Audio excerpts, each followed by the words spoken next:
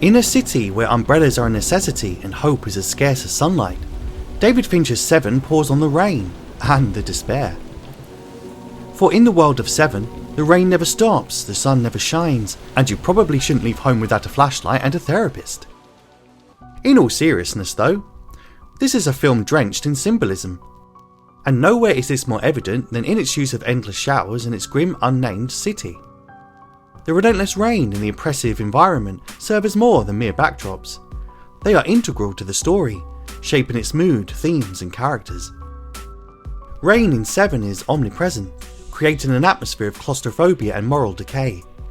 From the opening frames, we're introduced to a city perpetually soaked in grime, its inhabitants trudging through a deluge that feels inescapable. And this is no ordinary weather. It's a reflection of the film's world, one drowning in sin, corruption and hopelessness. The rain serves several symbolic purposes. At its most obvious, it's a physical manifestation of the film's oppressive tone. It weighs heavily on the characters, particularly Detective Somerset, whose weariness and cynicism mirror the unrelenting downpour. The rain isolates the characters, trapping them in a seemingly endless cycle of violence and despair. But the rain also evolves as the story unfolds. It's there for every pivotal moment leading up to the final act. The murders, the clues and the revelations all occur under this torrential shroud, which amplifies the sense of chaos and uncertainty. For 6 days the rain pours without respite, creating an almost biblical sense of endurance. Many viewers have drawn parallels between the film's structure and the 7 days of creation. In this reading, the rain becomes an act of divine cleansing, a prelude to creation. On the 7th day, the day of rest, the rain stops, the sky is clear and the world opens up, marking the transition from chaos to clarity. Indeed, the absence of rain in the film's final act is striking. After days of unrelenting storms, the weather shifts as John Doe reveals his plan and the true scope of his crimes. The clear skies are jarring, their stark contrast to the rain-soaked city suggesting a shift in perspective. Some interpret this change as symbolic of clarity, the clarity of John Doe's purpose and the revelation of his masterpiece. It's as though the storm of uncertainty is past, leaving behind a brutally honest reckoning. For Somerset and Mills, however, this clarity is devastating. Under the unrelenting sun, Mills succumbs to his darkest instincts, fulfilling John Doe's vision and completing the cycle of sins. Others see this change as a mockery of peace. The beauty of the weather contrasts cruelly with the horror of the events unfolding. The bright sky, which might traditionally symbolize hope or resolution, here underscores the inevitability of human failure, a dark sense of cosmic irony. The transition from rain to sun, from claustrophobic cityscapes to a wide open expanse, mirrors the narrative's progression. It begins with confusion and obscurity. Mills and Somerset struggle to find patterns in John Doe's crimes. But as the pieces fall into place, the openness of the final setting reflects the unbearable weight of knowing. The city in Se7en is never named, yet it looms as one of the film's most compelling characters.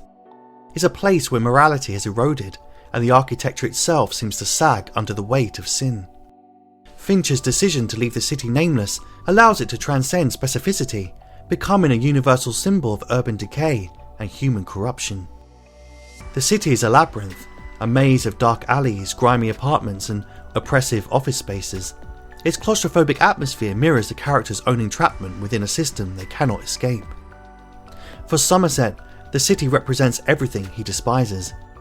Its violence, apathy and moral decay have worn him down to the point of despair.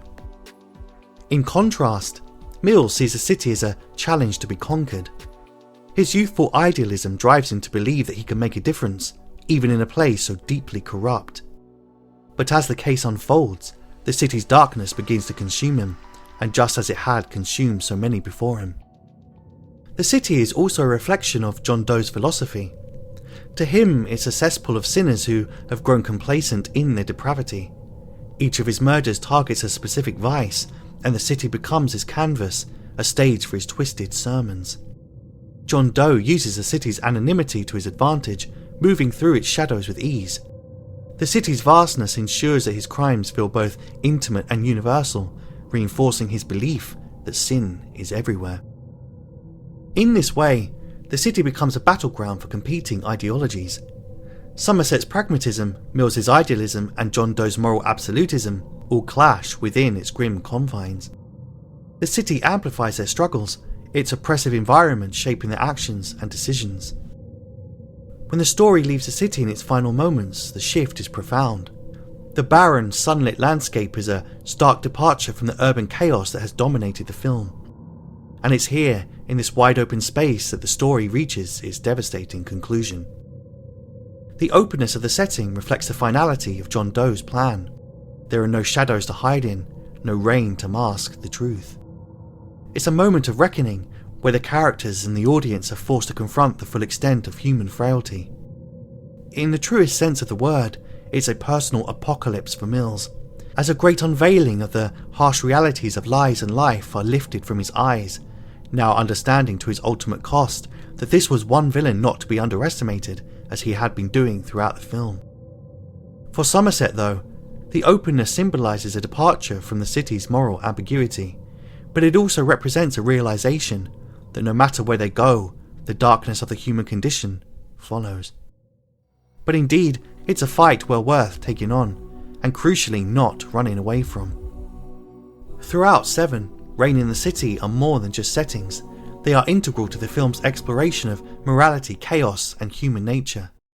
The rain reflects the uncertainty and moral ambiguity that define the first 6 days of the story, while its absence in the final act underscores the devastating clarity of the truth. Similarly, the city serves as a microcosm of human corruption, a place where hope struggles to survive and evil thrives in the shadows. As we leave the city behind, the film forces us to confront the question, is the darkness within us an inevitability, or can we indeed rise above it? Ultimately, through its rain-soaked streets and sunlit fields, Se7en reminds us that while the fight against darkness may be futile, it is also necessary. And perhaps in the end, it's the struggle itself that defines our humanity. And that's it for this one. Let me know your thoughts on this down in the comments. Thanks again for watching, if indeed you still are.